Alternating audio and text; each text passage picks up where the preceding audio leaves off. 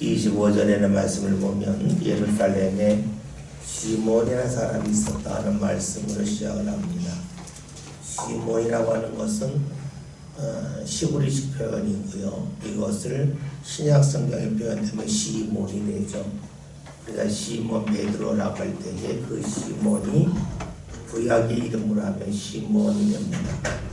시몬은 우리가 잘 알고 있다시피 야곱의 12아들 중에서 두 번째 아들인데 한번 성경 찾아보겠습니다. 창세기 29장 33절입니다.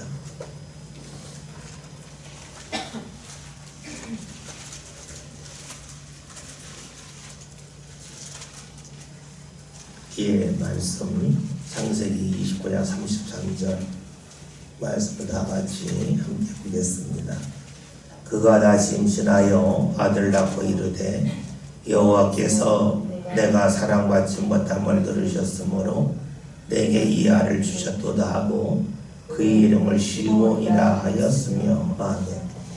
우리가 야곱에게 12아들이 있는데 야곱이 사랑한 여인은 라헬이었고 그 언니가 레아지 않습니까?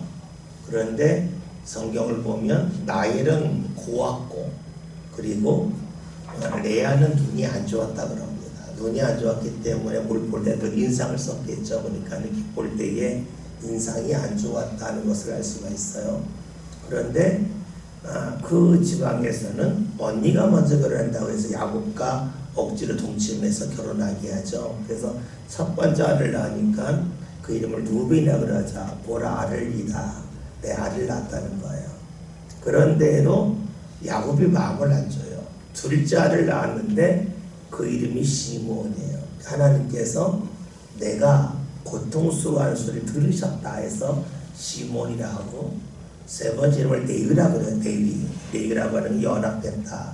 셋째 아들 정도 나니까 남편과 내가 이제 하나가 됐다는 뜻으로 레위라고 하죠. 네 번째를 낳았더니 유다라고 하죠. 유다는 찬양한다는 말이죠. 넷 정도 낳았더니 이제 하나님 감사합니다. 이런 표현이 나오는 것이 바로 레아의 모습이에요. 그런데 둘째 아들의 이름이 시몬이라 하나님이 들으셨다 하는 것이 됩니다. 듣는다고 그럴 때는 우리가 두 가지를 부르죠. 하나는 사람의 소리를 듣냐, 그 다음에는 하나님의 소리를 듣냐 이렇게 나눌 수 있죠. 우리가 요한복음 1장이라는 말씀을 보면 예수님이 안드레가 예수님 제일 먼저 만나고 안드레가 그의 형제 시몬을 데리고 오죠. 예수님 하신 말씀이 장차 게바가 되리라. 게바라고 하는 말은 예수님 시대에 사용했던 아람어입니다. 엘리엘리나마 사박단이 이게 아람어고요. 달리다부 성경에 나와 있죠. 이게 다 아람어입니다. 그런데 이 아람어로 게바라고 하는 것을 이제 그리스 말로 하면 베드로가 됩니다. 반석이란 말이네요. 다시 말하면 시몬이라고 하는 그 원래 베드로 이름은 시몬이라고 하는 것은 듣긴 듣는데 그는 사람의 말에 귀를 기울였다. 그런데 그래서 흔들리는 갈대와 같았는데 이제 앞으로 네가 나를 만나고 나서 반석과 같은 믿음이 될 거라 예수님이 장차 게바가 되리라고 말씀을 하세요. 그러니까 시몬이라고 할 때 듣는다고 그럴 때에는 무엇을 듣느냐가 중요하죠. 사람의 말을 듣냐 하나님의 말을 듣냐 하는 것입니다. 근데 오늘 본문에 나와 있는 시몬은 어떤 사람이었냐면 하나님의 말씀을 듣는 사람이었어요. 듣긴 듣는데 무엇을 들었는가? 하나님의 말씀을 들었습니다. 그리고 시몬은 그의 이름에 맞게 하나님의 말씀을 들을 줄 알았습니다. 우리가 이름에 맞게 사는 것은 참 복된 일이에요. 시몬이라고 하는 사람이 자기의 이름에 맞게 살았죠. 그게 복입니다. 부모가 자녀가 태어나면 이름을 져주죠. 이름을 질 때에도 어떤 기대 속에 이름을 져줘요. 그래서 그러한 이름대로 사는 것이 복입니다. 그런데 우리가 이름이라고 할 때에는 관계 속에서 부르는 이름이 있어요. 남편이 있고 아내가 있고 부모가 있고 자녀가 있고 형제가 있고 자매가 있습니다. 이렇게 우리가 형제, 자매, 부모, 자녀 또 부부 사이의 이름을 부르는데 그 이름에 걸맞게 사는 것이 복이에요. 또 우리가 하나님의 자녀죠. 하나님의 자녀답게 사는 게 복이에요. 그리고 우리가 성도를 지간하면 목사, 권사, 장로 있지 않습니까? 그 이름에 걸맞게 사는 게 복이에요. 그러면 그 이름에 걸맞게 사는 것이 무엇일까에 대하여 우리가 살필 것은 이런 겁니다. 예수님 하신 말씀이 있죠. 한번 찾아볼게요. 마태복음 7장 12절 구약성경 10면에 있는 말씀입니다.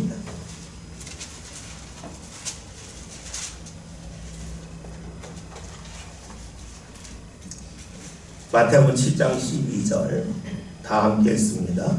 그러므로 무엇이든지 남에게 대접을 받고자 하는 대로 너희로 남을 대접하라. 이것이 율법이요 선지자니라. 아멘. 그럼 먼저 맨 마지막에 율법의 선지자는 말씀이죠. 이 말씀을 우리가 예수님께서 하신 말씀 중에 내가 율법과 선지를 폐하러 것이 아니라 완성하러 왔다는 말씀이 있어요. 이게 무엇을 말하냐면 예수님 시대에는 구약성경이 다 완성되지 않았습니다. 예수님 시대에는 우리가 말하는 성분서가 없었어요. 다시 말하면 창세기부터 신명기까지를 5경 율법서라 그러고요. 그 다음에 여호수아 사사기, 눕기 빼고 사무엘상하, 열왕기상하, 역대상하 빼고 에스라 네만 빼고 그 다음 쭉쭉 빼고 이사로 넘어가죠. 이사야, 예레미야 애가 빼고 에스겔, 다니엘 빼고 나머지 해서 그것을 선지서라고 했어요.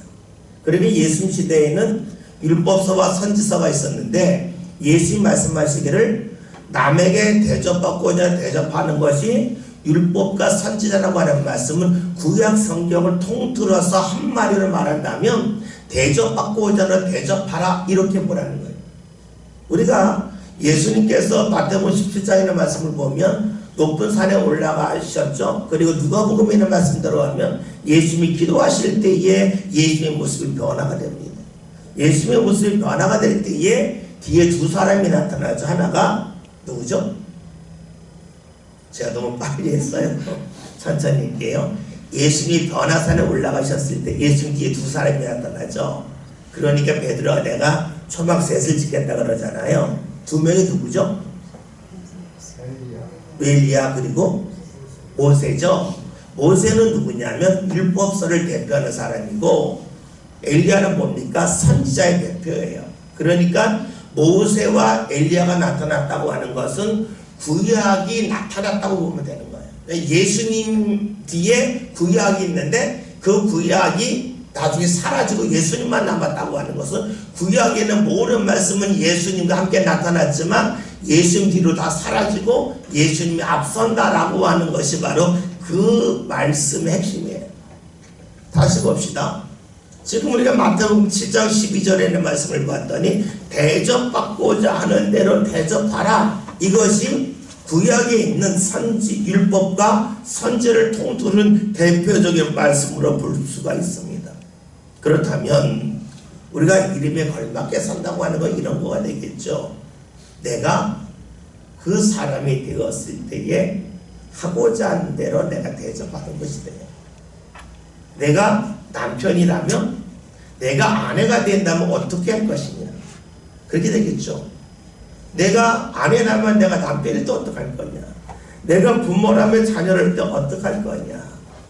내 자녀가 누군가를 대한다고 그러면 내 자녀가 어떤 사람을 친구로 사귀를 원하는가 그 친구가 되는 것이 바로 이름에 걸맞게 사는 거라고 볼 수가 있어요.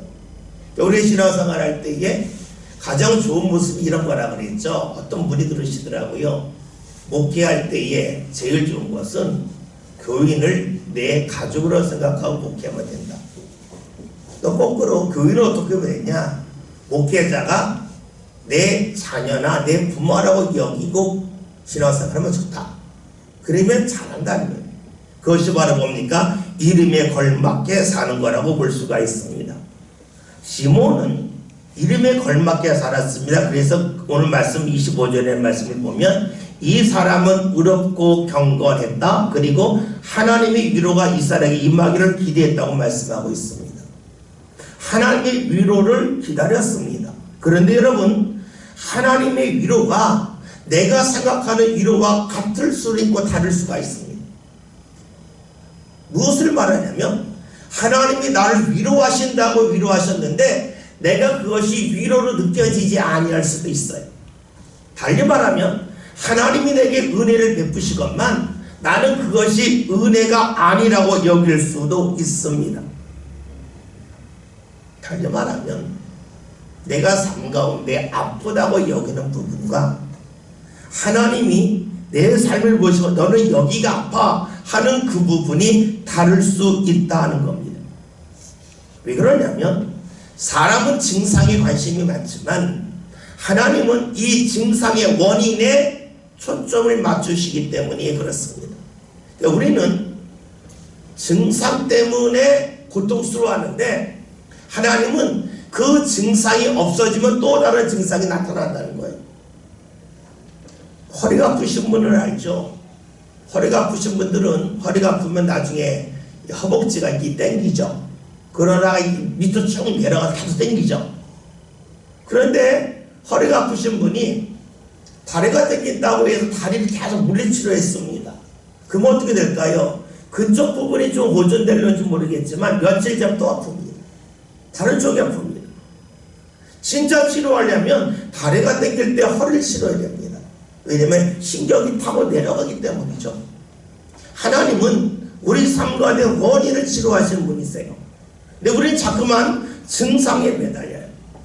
아, 우리 삶이 힘들다. 왜 힘든가? 돈이 없어 힘들다. 건강하지 못해 힘들다. 자꾸 증상을 말합니다. 그렇다면 내 아이의 그런 고백대로 한다면 나보다 경제적으로 어려운 사람은 다 힘들어야 돼요. 나보다 건강이 안 좋은 사람은 다 고통스러워야 돼요. 그런데 살다 보면 나보다 경제적으로 더 어려운데 묵고 사는 사람이 있고 나보다 건강이 더 안 좋은데 행복하게 사는 사람이 있어요. 다시 볼까요? 나는 시간이 부족해서 하나님 앞에 나올 수 없다고 생각하는데 어떤 사람은 나보다 시간이 더 부족하고 바쁜데도 하나님 앞에 시간을 들이는 사람이 있어요. 왜 그럴까요? 우리는 자꾸만 원인에 초점을 맞추기 때문입니다. 다시 봅시다. 시므온은 하나님의 말씀을 듣는 사람이었습니다. 그리고 하나님의 위로를 기다렸습니다. 하나님의 위로를 기다린다는 것은 하나님이 하시는 방법대로 자신의 삶 가운데 임하는 위로를 기다렸다는 겁니다. 즉 하나님의 방법을 받아들였다는 겁니다. 하나님의 진단을 받아들였다고 볼 수가 있습니다. 우리는 내가 원하는 위로를 기대해. 내가 원하는 하나님의 인도하심과 하나님의 풀어주심을 기대합니다. 그런데 신앙은 하나님의 방법대로 풀어지고 하나님의 방법대로 임하는 위로를 소망하는 겁니다. 근데 이것이 잘 되지 않는다. 왜 되지 않냐면 우리는 본능적으로 내 마음에 들지 않으면 거부하는 속성이 있습니다. 우리가 하나님의 말씀을 들을 때에 그 말씀을 받아들입니까? 아니면 본능적으로 거부할 때가 있습니까? 말씀을 받아들이는 때가 상당히 많습니다. 그 이유는 무엇이냐면 가장 본질적인 것, 내가 죄인이라고 하는 사실을 자꾸만 망각하기 때문입니다. 이거를 좀 더 쉽게 말한다면 내가 의사를 만난 내가 환자예요. 환자임을 잊어버리고 의사의 말을 들으면 화가 나요.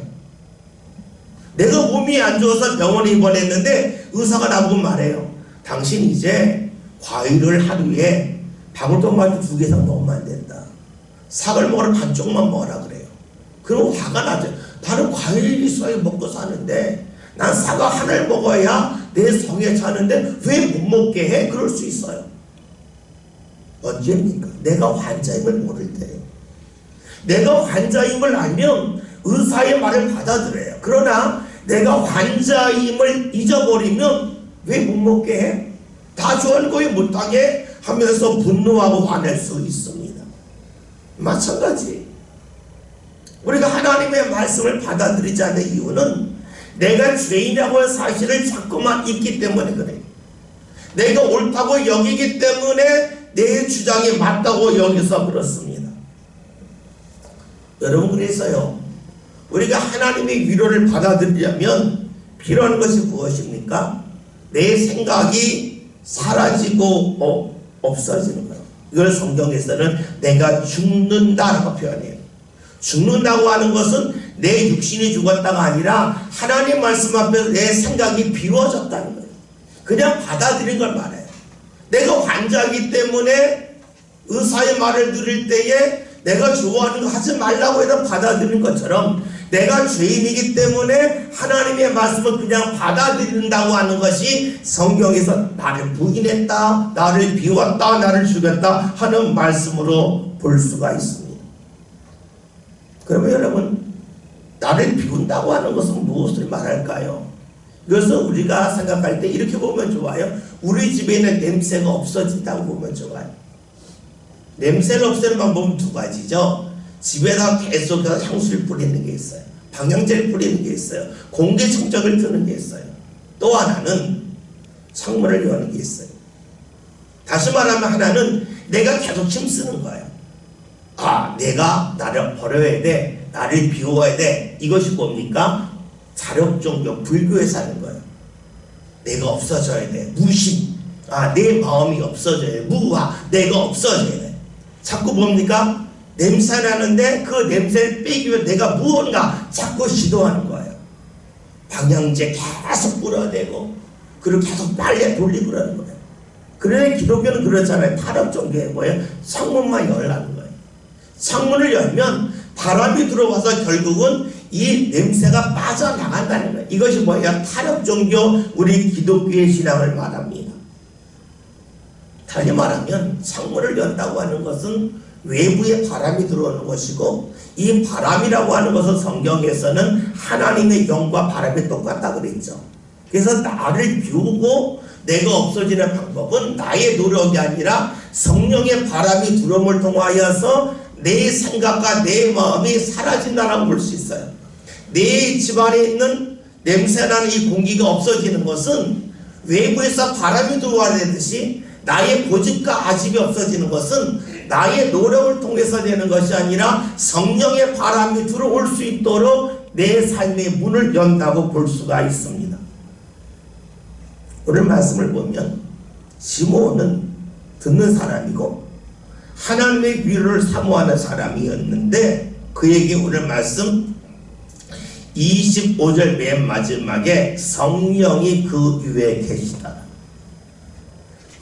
그에게 성령이 역사했다는 거예요. 그의 노력을 통해서 내가 하나님의 말씀을 받아들여야 하는 것이 아니라, 나를 비워야 하는 것이 아니라, 그 삶 가운데 성령이 들어왔더니 하나님의 위로를 기다리는 사람, 내가 원하는 위로가 아니라 하나님의 방법으로 주시는 위로를 기다리는 사람이 되었다라고 말씀하고 있습니다.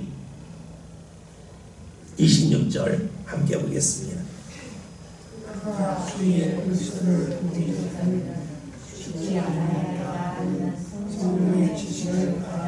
아멘. 시몬이 받은 위로가 무엇인가 보았더니 네가 죽기 전에 그리스도를 본다, 메시아를 본다는 말씀이었습니다. 그에게만 위로가, 네가 나이가 많은데 네가 마음껏 뛰어다닐 수 있도록 다리에 힘을 주겠다 하는 것도 아니었고, 네가 큰 부자가 되어서 자녀들에게 많은 재산을 남겨준다는 것도 아니었습니다. 하나님의 위로는 아주 간단했습니다. 그리스도를 본다 하는 것이었습니다. 그리스도, 즉 메시아를 본다, 구원자를 본다 하는 말씀입니다. 여러분, 이것이 위로가 될까요? 메시아를 본다, 그 보는 것이 내 삶 가운데 무엇이 좋을까라고 우리는 질문할 수가 있습니다. 그런데 신앙으로 보면 다릅니다. 신앙으로 보면 하나님이 주셨던 말씀이 이루어짐을 자신이 본다는 거예요. 하나님의 말씀이 이루어짐을 본다고 하는 것은 지금까지 자신이 붙잡고 살았던 하나님의 말씀이 모두 진실이었다고 하는 것이 드러나는 거예요.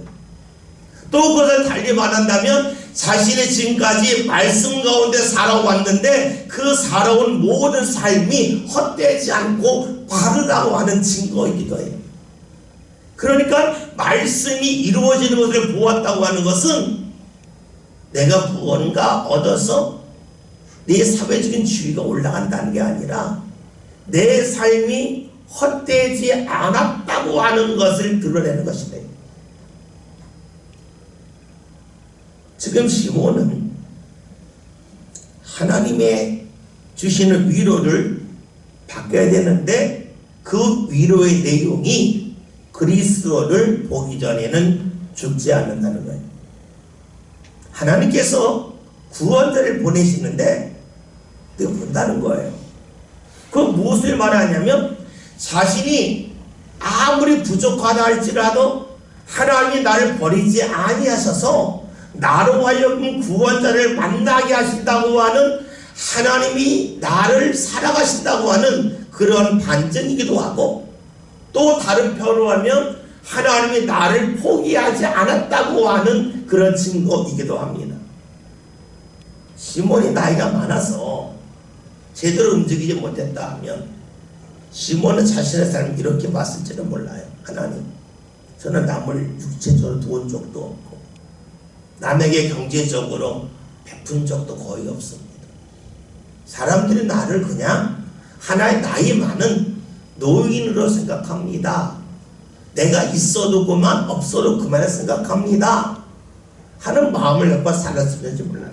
그런데 메시아 그리스도를 봄을 통해서 하나님이 나를 버리지 않으셨구나, 하나님이 나를 포기하지 않으셨구나 하는 것을 알게 돼요. 그러니까 그 자체가 그에게 위로가 됩니다. 하나의 은혜가 하나에서 멈추지 않고 계속해서 꼬리를 물고 간다 하는 겁니다. 여러분, 그래요. 하나를 통해서 모든 것을 볼 수도 있습니다.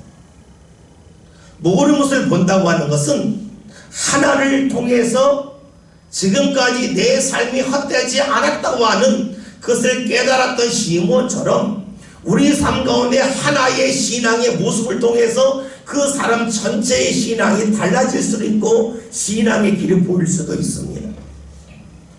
성경에서 항상 기뻐하라, 범사에 감사라는 말씀이 있습니다. 되게 부담되는 말씀이에요. 그러나 누가 기뻐할 수 있습니까? 하나님께서 내 삶 가운데 무언가 인도하고 계심을 믿는 사람입니다. 어려움 속에서도 이 어려움이 결과가 아니라 하나님이 나로 하여금 이 어려움을 지나서 나로 하여금 기쁨을 더욱더 크게 해주시라고 이런 어려움을 허락하셨다, 하나님이 역사를 더욱더 크게 보게 하셨다고 볼 수 있어요. 마치 우리가 어린이들이 가는 놀이동산에 가서 위험한 그 놀이기구를 타지만 화려성을 지르죠. 왜요? 떨어지지 않는다고 하는 확신이 있기 때문에 그래요. 그것이 즐거움이에요. 그러니까 항상 기뻐한다고 하는 것은 그 사람이 지금 하나님에 대해 얼마나 초점을 맞추고 있는지를 아는 거예요. 범사에 감사한다고 하는 것은 힘든 일을 통해서 감사한다는 건데, 왜 감사합니까? 하나님이 나로 하여금 더 많은 것을 보게 하시고 더 많은 일을 할 수 있는 기회를 주심을 믿기 때문에 그래요. 그러니까 그 하나를 통해서 그 사람의 모든 신앙을 볼 수가 있습니다. 그러니까 하나가 아니라는 거예요. 우리 옛말에 하나를 보면 열을 한다는 말이 있잖아요. 하나가 하나에서 멈추지 않는다는 거예요. 지금 시몬이 하나님이 위로를 기다렸는데 그 위로가 네가 죽기 전에 그리스도 본다예요. 이 하나로 시몬은 다 되는 거예요. 하나님이 나 포기하지 않으셨구나. 내가 지금까지 말씀 붙잡고 살았는데 이 말씀 붙잡고 산 삶이 헛되지 않구나. 이 모든 것이 여기 하나로 다 해결이 됩니다. 우리 교인들 중에서 최근에 헌금하게끔 세금 바꿔달라고 얘기하시는 분들이 있어요. 굉장히 많아졌어요. 헌금을 준비하다 보면은요, 달라지는 게 있어요. 뭐냐? 헌금 준비했다는 주일 준비하는 거거든요. 주일 준비하는 시간이 땡겨지는 거예요. 그리고 하나님 앞에 드릴 때에 아무거나 드리면 안 된다는 걸 알게 되는 거예요. 하나 같지만 결코 하나가 아닙니다. 우리가 볼 때는 하나 바꿨는데 뭐 크게 바뀌겠나 하겠지만 시간이 걸려서 그렇지 하나가 바뀌면 그 다음은 다 바뀌어질 수밖에 없어요. 그래서 우리가 오늘 말씀 속에서 그리스도를 본다 이 말씀 하나가 왜 위로가 되었을까? 경제적으로 나아지는 것도 아닌데 건강이 좋아지는 것도 아닌데 왜 그럴까? 내가 지금까지 말씀 붙잡고 살았는데 말씀이 가짜가 아니었어. 말씀이 진짜였어. 내 삶이 헛되지 않았어. 여러분, 삶 가운데 이것보다 더 큰 힘이 어디 있겠어요? 내가 70년 80년 살았는데 내 삶이 헛되네? 이거 얼마나 어마합니까? 제가 며칠 전에 제가 예전에 살았던 아파트 그 주인하고 전화를 잠깐 했어요. 그 주인이 정말로 잘해줘서 한 아파트에서 9년을 살았고 이 보증금이 올라갔을 때에 제가 이렇게 전화해서 그랬어요. 저기 보증금 올려주기 어려운 필요하면 은행 대출 받아야 되는데 저기가 은행 이자만큼 드리겠습니다. 필요하면은 대출 받겠지만 그냥 은행 이자 뭐 가령 3천만 원 올렸다 그러면 3천만 원 이자가 은행에서 4%라면 그 4%의 이자를 매달 드리겠습니다. 그랬더니 그 주인이 그렇게 하시라고. 그래서 정말로 잘 보냈습니다. 보증금 올릴 때에 그냥 이자만 주고 이게 보냈기 때문에 교회에서 뭐 은행 갈 일이 별로 없었어요. 근데 이분이 굉장히 부자예요. 전화해서 뭐 잘 지내시냐 뭐 제가 고마웠다 이런저런이겠다 이분 이런 이야기예요. 목사님 들린 얘기 이런 이야기가 있습니다. 재산을 갖고 있으면 자녀한테 맞아 죽고 주면 굶어 죽는다는 얘기가 있는데 정말로 그런 것 같습니다. 이거 굉장히 마음 아픈 얘기죠. 재산이 있는데 자녀한테 안 주면 자녀가 달라고 하루 때를 써서 하도 이 마음이 얻어맞은 것도 괴롭고 다 주고 나면 가지고 그냥 가고 쳐다도 안 보니까 굶어 죽는다는 말이 있는데 맞는 것 같습니다. 그 말대로 한다면 자녀와 50년 60년 관계를 맺었는데 그것이 다 헛되다는 거예요. 삶이 허무하다는 거예요. 얼마나 억울하겠어요. 우리가 인생을 살면서 나이가 들수록 사람은 무엇을 기대하냐면 내 삶이 얼마나 올바랐는가 이거에 따라서 자신의 마음가짐이 달라. 이것이 자존심이 돼. 근데 그것이 없으면 자존심이 확 무너지는 거야. 내가 헛살았다가 돼. 내 시므온은 주님의 말씀 그리스도를 본다는 그 말씀 하나가 삶이 헛되지 않았다고 하는 말씀 확 다가와요. 그걸 붙잡은 거예요. 오늘 우리는 마찬가지겠죠. 어느 날 내가 주의 말씀을 읽었는데 주님이 이 말씀이 내게 이루어졌다 봐라 성경이 진짜지 않냐 하는 말씀이 확 다가올 때에 내가 지금까지 신앙생활 했던 모든 것이 기쁨으로 남을 헛되지 않을 거예요. 그 위로가 임했다는 겁니다. 27절 말씀 함께 보겠습니다. 성령의 감동으로 성전에 들어가네 마침 부모가 율법의 도래로 하나고자 하여 그가 예수를 데리고 아멘. 우리가 25절에서 시몬이 하나님의 위로를 기대했는데 그것은 하나님의 방법대로 임하는 위로였고 그것은 성령이 그에게 임하기 때문에 가능했고 그 앞에 있는 말씀을 통해서 그는 주의 말씀 하나가 이루어지는 족하는 그런 삶을 살았어요. 하나님께 인정받으면 된다는 것이었죠. 그런 그에게 27절에 성령이 감동을 합니다.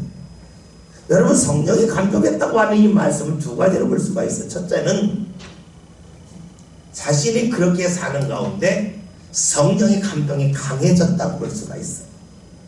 하나님을 인정하는 가운데 성령의 감동이 더욱더 강해졌다고 볼 수가 있어요. 또 하나로 볼 수 있어요.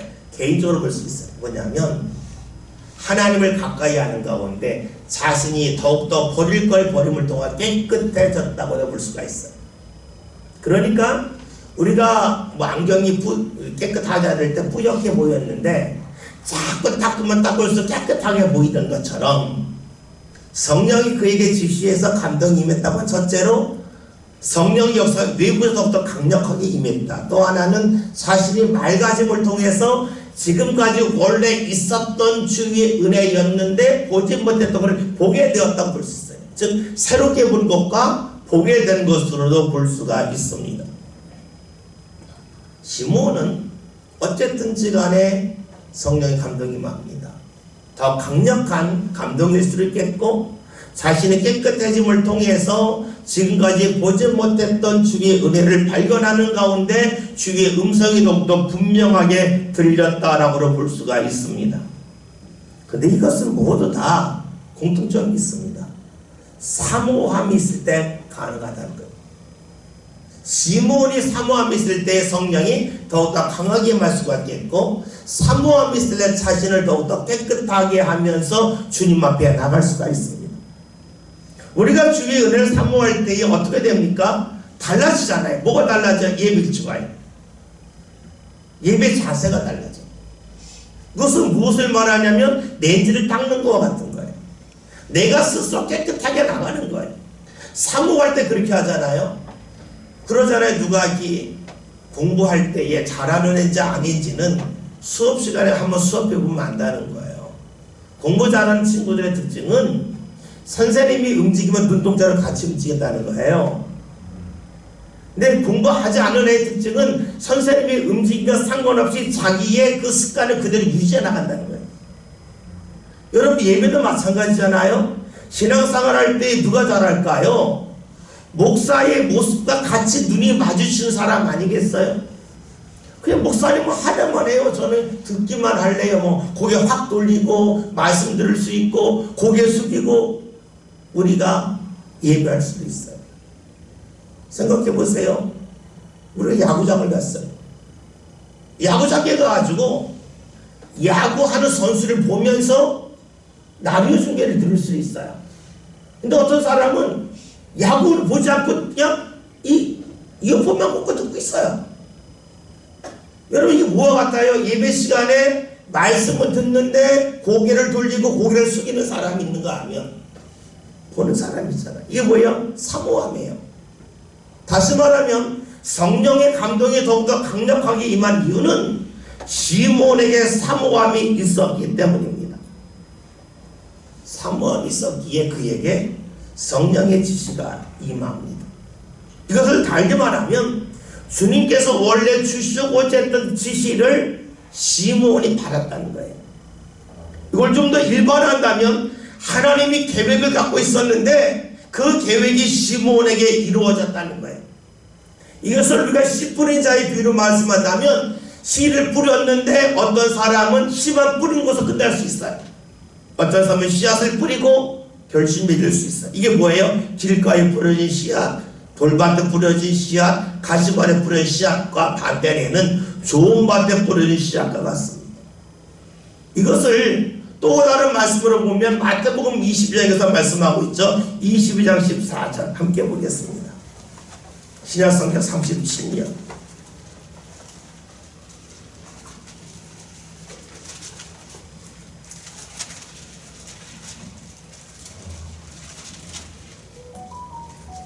다 함께 읽겠습니다. 22장 14절 말씀 봅니다. 청함을 받은 자는 많되 택함을 입은 자는 적으니라. 아멘. 뭡니까? 주께서 은혜를 베푸시겠다고 부르는 사람은 많아요. 그런데 은혜를 붙잡고 나가는 사람은 별로 없다는 거예요. 교회, 이것은요 여러분 교회 밖을 말하는 게 아니에요. 이 말씀은 교회 안을 두고 말해요. 마태복음 22장의 특징은 뭐냐면 잔치를 베풀어요. 그래서 사람을 좀 오라요. 바로 사람들이 있으려 왔어요. 왔는데 끝이 아니에요. 주인이 온 사람을 이렇게 보고 나서 이 사람 예복 안 입었네? 예복 안 입으면 다 밖으로 내보내 그래요. 그래서 밖으로 나가고 몇 명 예복 입은 사람만 남아요. 이때 예수님 마지막에 하신 말씀이 청함을 받은 사람은 많되 택함을 입은 사람은 적다는 말씀이에요. 마태복음에 나오는 말씀의 특징이 여기 있습니다. 어떤 특징이냐면 교회 안에서 걸러지는 내용의 말씀이 상당히 많아요. 우리가 잘 아는 마태복음 25장에 열처녀의 비유 보세요. 신랑을 맞으러 나가잖아요. 예수를 맞으러 나가잖아요. 그런데 5명은 예수님을 맞이하고 5명은 맞이하지 못하잖아요. 예수님을 은혜로 보면 은혜를 사모한 사람 10명이 있었는데 이 중에서 5명은 은혜를 받고 5명은 못 받았다는 거예요. 달란트 비로 마찬가지죠. 3명의 종이 있어요. 주인이 뭔가 줬어요. 그런데 주인이 왔을 때에 주인을 맞이하는 사람이 있고 주인을 맞이 못하고 쫓겨나는 사람이 있어요. 그 다음에 나와는 양과 염소비는 마찬가지죠. 똑같이 안에 있지만 밖으로 나가는 사람 그리고 안에 남는 사람이 있어요. 그 앞에 있는 말씀이 이런 말씀이잖아요. 2 사람이 함께 밭을 갈다가 한 사람은 남고 한 사람은 불림을 받는다. 여자로 말하면 2 사람이 함께 맷돌을 갈다가 한 사람은 남고 한 사람은 올라간다. 이 말씀이죠. 또 예수님이 비유로 하신 말씀을 보면 그물의 비유로 보면 그물 속에 고기가 있는데 이 고기 중에 좋은 고기는 거둬들이고 안 좋은 게 다 버린다는 말씀. 마태복음에 나와 있는 말씀은 어떤 말씀이냐면 나누는 말씀이 상당히 많아요. 좋은 것과 나쁜 것. 다시 말하면 교회 안에서도 하나님의 은혜 받을 사람과 은혜 받지 못할 사람. 성함은 받았으나 성함에서 멈추는 사람, 택함까지 받는 사람, 은혜를 사모하지만 은혜 받는 사람, 은혜 받지 못하는 사람, 이렇게 말씀하고 있어요. 이것을 가인과 아벨을 말하면 똑같이 제사를 드렸지만 그 제사가 하나님께 상달되는 사람, 상달되지 않는 사람이 이제 나눠진다고 볼 수가 있어요. 다시 봅시다. 27절에서 지금 시므온은 성령의 감동을 받았습니다. 그래서 주님께서 원하시는 대로 예수님을 만나는 그런 사람이 됩니다. 왜냐? 그 깨끗했기 때문에. 더 강력한 감동이 임했기, 그 이유는 사모했기 때문입니다. 저와 여러분 신앙생활 하면서 교회 나오면서 밭다로 묻히지 맙시다. 여러분의 자녀들 학원 많이 보내죠. 학원 갔다 공부하는 거 아니잖아요. 그쵸? 학원에 가서 공부하는 것과 학원 가는 건 다른 거예요. 교회에 오는 것과 교회에서 예배하는 건 다른 거예요. 예배 시간에 앉아있는 것과 말씀을 듣는 건 다른 거예요. 그런데 시므온처럼 감동의 역사가 끊임없이 이어지려면 사모함이 있어야 돼요. 우리 믿음의 성도의 신앙생활 그 사모함을 가집시다. 사모함을 가지면서 내가 어떻게 하면 주의 은혜를 더 받을까? 여러분 그래야 하나님이 여러분에게 있는 그 아름다운 삶의 습관을 자녀들에게는 주셔서 자녀들이 어떤 일을 할 때 어떻게 하면 더 잘할 수 있을까? 공부할 때 어떻게 하면 더 잘할 수 있을까? 이렇게 되지 않겠어요? 나는 예비하면서 어떻게 하면 더 잘 들릴까 하지 아니하면서 자녀에게는 또 공부할 때 더 잘해야 돼. 일할 때 더 잘해야 돼. 그게 뭐예요? 너는 나와 달라야 됐잖아요. 이거 불행이에요. 저와 여러분이 하나님 앞에 예배하고 하나님 제가 하나님의 은혜를 더 사모하게 해주시고 저에게 있는 이 성품이 자녀들에게로 이어져서 자녀 일할 때에 더 잘하려고 공부할 때 더 잘하려고 힘쓰는 모습 갖게 해주세요. 이게 올바른 기도가 되겠죠. 우리는 흔히 신앙에서 멈추지 않고 삶이 바탕이 되는 신앙이 된다고 하는데 이 삶이 바탕이 되는 도대체 뭐냐는 거예요. 내가 사모하는 거예요. 그러면 자녀들도 하나님 제가 갈 길 따라가게 해주세요. 그 영역이 확대되게 해주세요. 이것이 올바른 신앙이 되겠죠. 이 시간에 같이 기도합시다. 하나님 우리가 택함 받는 데서 멈추지 말고 청함 받는 데 멈추지 말고 택함 받는 자 되게 해달라고 사모하는 사람 되게 해달라고 몸만 오지 않고 우리 삶이 주님 앞에 상달된 삶 살게 해달라고 함께 동성으로 한 4분간만 같이 기도하겠습니다. 기도하겠습니다.